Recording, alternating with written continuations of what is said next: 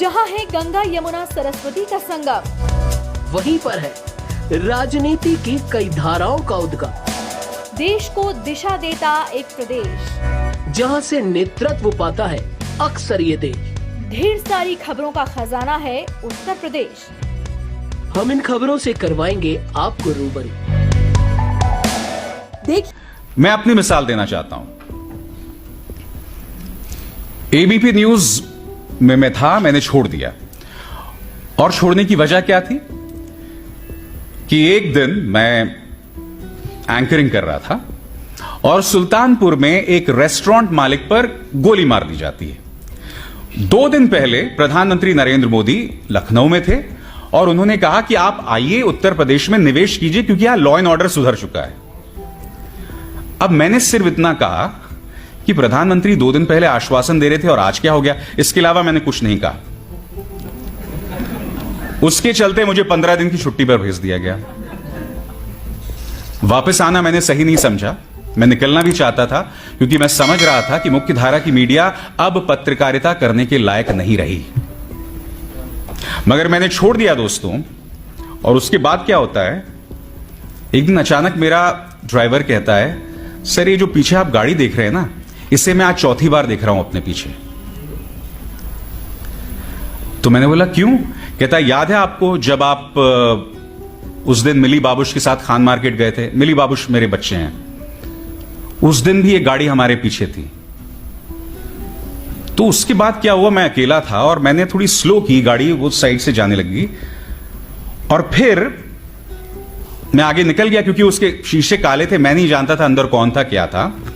फिर अगले दिन क्या देखता हूं कि वो मेरे घर के पास खड़ी हुई है। मैं पुलिस के पास गया, मैंने शिकायत की, पता चला कि वो गाड़ी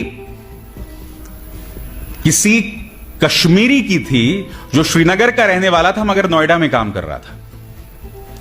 अब मुझे लगा अगर 1 in a blue chance कि वाकई ये वो है, कोई कश्मीरी मुस्लिम है जो यहां काम कर रहा है दिल्ली में, और अगर मैंने शिकायत को आगे लेकर गया तो वैसे ही तो आपको जानते हैं कश्मीरी और मुस्लिम तो बहुत ही जबरदस्त कॉम्बिनेशन है पुलिस को ठोकने के लिए।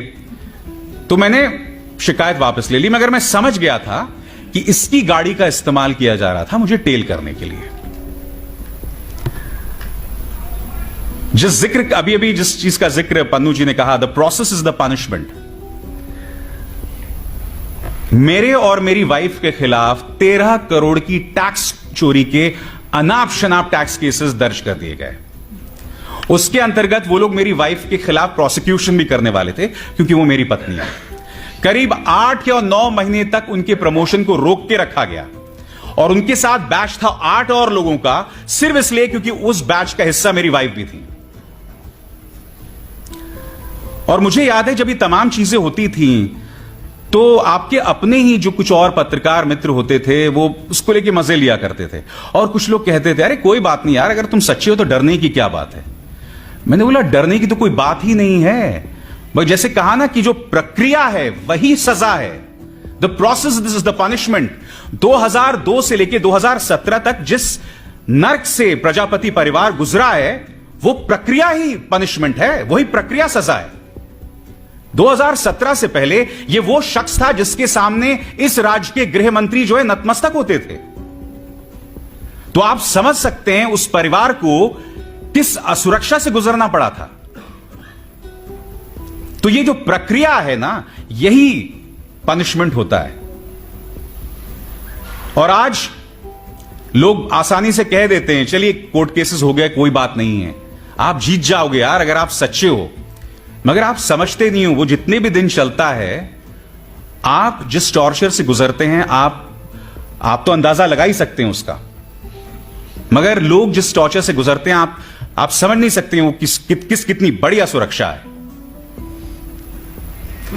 मगर मैं यही कहूंगा आप लोगों से कि समर्थन दीजिए हमारे उन पत्रकारों का जो इन छोटे छोटे इलाकों पर काम कर रहे हैं। मैं जानता हूं कुछ ऐसे लोग हैं जो इस पेशे को बदनाम भी करते हैं।